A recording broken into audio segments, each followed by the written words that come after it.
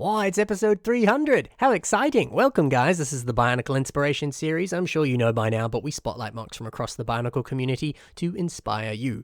It's a 10th episode, which means it is a fan-submitted MOCs episode. I apologize, I wanted this to be a bit more grandiose and have some extra special stuff to it, but I'm in the midst of prepping for Brick Fair, Virginia, which is coming up very soon at the time of this recording. So what I do have planned for this, don't worry, it's coming, but it might take place a month or so from now when I get back from Virginia. So, well, a month or so from the time I'm recording this video. I'm recording this a little bit in advance to when this actually airs. So stay tuned for an extra special 300th episode anniversary surprise.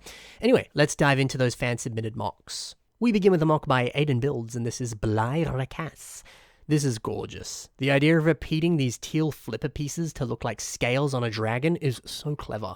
It's nice to see the underbelly as well, and this uses some magenta leaf pieces to achieve this magnificent look. It's nice that the two of those are different. I like the choice to do that. It just feels appropriate. One looks like scales, one looks like the sort of smoother underbelly. It's just appropriate and fitting, and plus the shape of those leaf pieces actually covers up just a little bit more space, so really nice choice there. And two bold colors next to each other, just magnificent. We also see some flag pieces in Keat Orange used as spikes, so just a lot of different pieces that are being repeated here, and it looks so good. I love how it also transitions into the head. Those Keat Orange spikes sort of tie in very nicely with those very large spikes that come out of the head.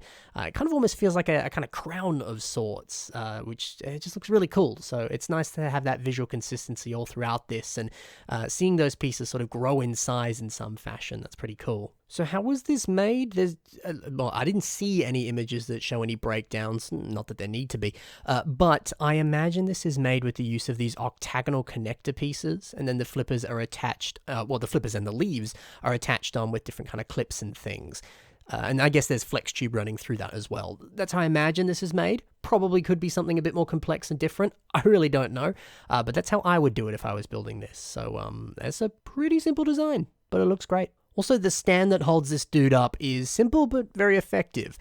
You see these two thin bars here, and that's all it needs to support it. And I like the fact that these are relatively thin because it's pretty easy to just ignore them. And that's kind of what you want for a stand. You don't want it to be too obvious and actually detract from the MOC itself.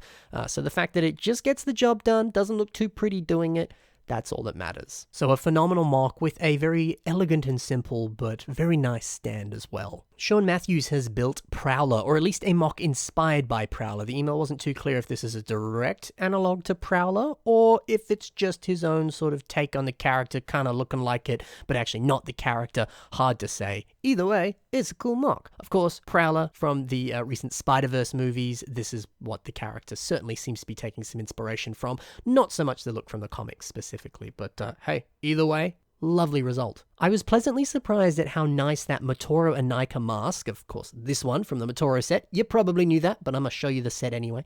Yeah, it surprised me how much that actually does look like Prowler's mask in the movie. Well, it kind of sort of does. I think it actually looks a little bit closer to the mask that is on the spoiler character from Across the Spider-Verse. I won't spoil it in case you haven't seen the movie yet, but you should. It's very good. Especially the kind of like mouth area there, the sort of like two tubes near the mouth. That to me looks very similar to the character I'm talking about from the second movie. But yeah, the fact that it's painted and the fact that the eye holes have that kind of black shadow around them there very much evokes the essence of Prowler's mask. So a good choice to paint that mask there if painting is up your alley. Not everyone likes to do that, but if you're going to do so, good choice there. I also love the inclusion of these trans pink Ninjago crystallized blade pieces that come from some of the various crystallized Ninjago sets. Yeah, these kind of form the top of Prowler's cape, and in the movie there's certainly that top kind of collar area of the cape, and that's a nice way of illustrating that. I think that the different color of these, it contrasts with the cape, but I still kind of like the idea of some sort of raised shoulder details that nicely frame the face and just kind of look sinister. There's spikes coming out of the back. It's cool.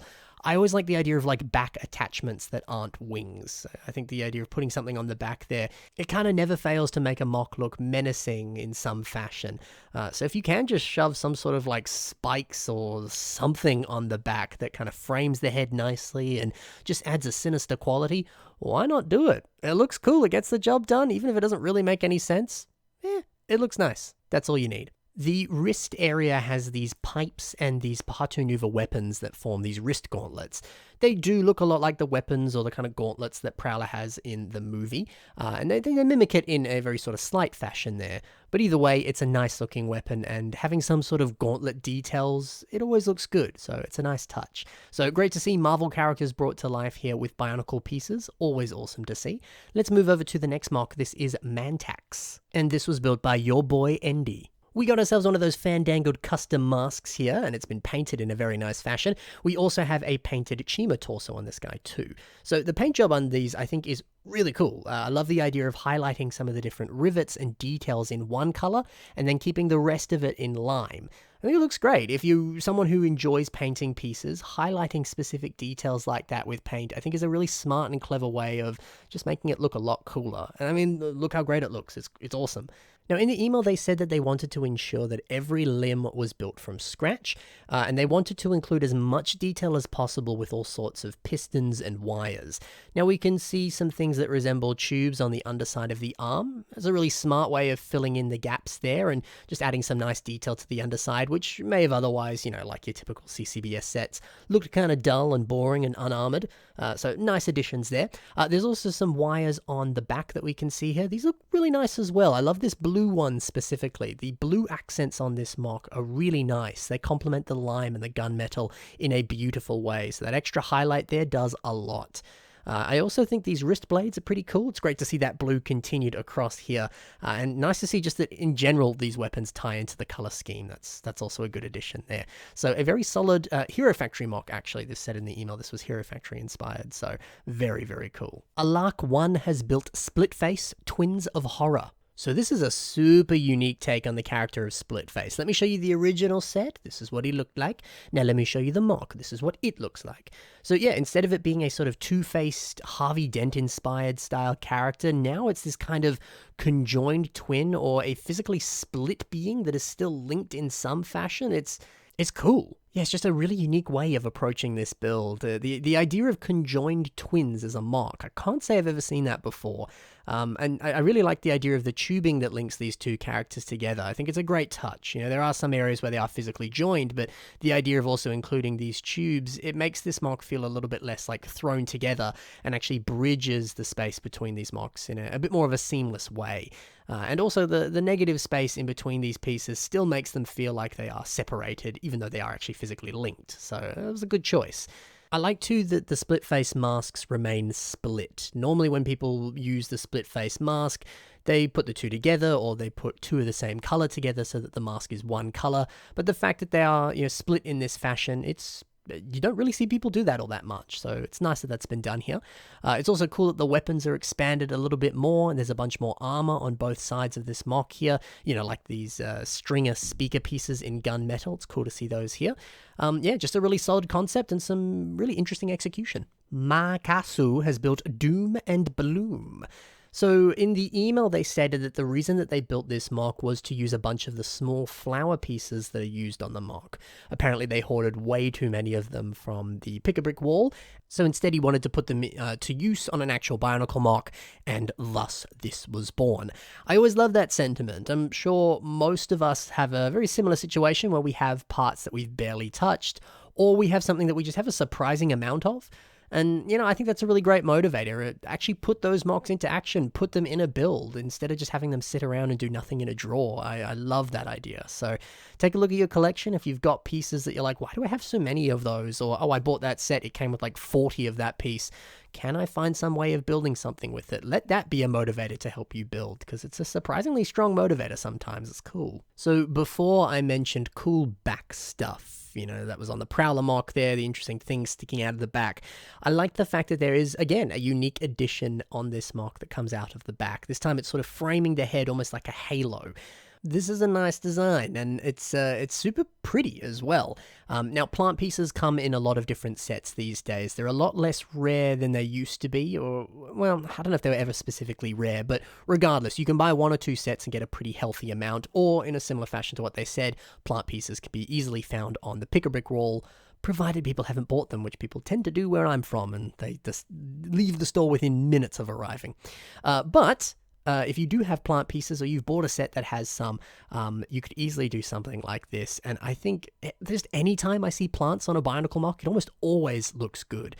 So if you've got some lying around or you want to get some, definitely play with them. You can get some rad results with them. The guitar on this is a great design, using those Baraki squid launcher pieces to form the base of the guitar. Very clever. It surprisingly looks like the shape of a guitar, so it's great to see those pieces put to good use here. Very, very clever.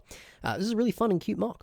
Let's move over now to the next one here. This is by Radar, and this is Duran's Bane, or it's a Balrog, depending on what you want to call it. So I've seen a lot of people struggle with effectively building a Balrog in LEGO form, so it's nice to see one done so well here by Radar. I think they really nailed the face design, and I think that's probably the thing people struggle with the most on Balrogs, so it's good to see that done in great fashion. It uses some larger and smaller claw pieces to form these evil-looking eyes, and it was a great play to put them in front of these larger trans-orange pieces. I think it kind of implies that there's like fire inside the head without having to actually use a bunch of Lego fire pieces. So it was a more sort of like minimalist way of doing it, but it got the job done and it looks great. We've also got this awesome fire whip. Now this is made by just attaching the old style flame pieces together with the notches at the base there. They do in fact attach that way.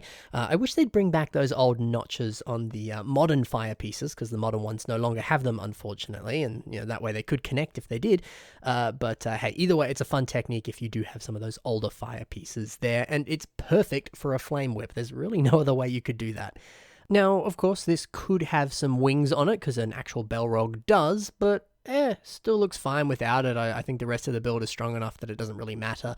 Plus, this was built for the Bio Cup, and you know, I'm sure some time factor stuff was what went into this not having any wings. And you know, wings aren't always an easy thing to design, so passing on them to allow for more building time in a contest, it certainly seems like a wise sacrifice, at least to me.